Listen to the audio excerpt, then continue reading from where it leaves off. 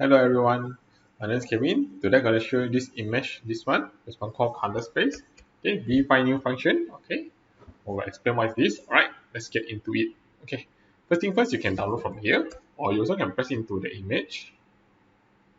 Okay, this is my original image. Okay, when I press download, okay, there's one called color space.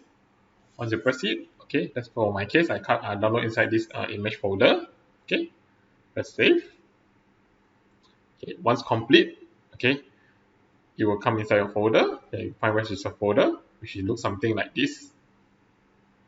Okay, what are this color space means is like for you to easy to select your anything you want, and then you can edit your photo. So for example, this is my original photo. Okay, so this is the color space. So let's say you want to select window or anything, you can just select it easily and then you can edit. Alright, that's all for this new function. Okay, color space.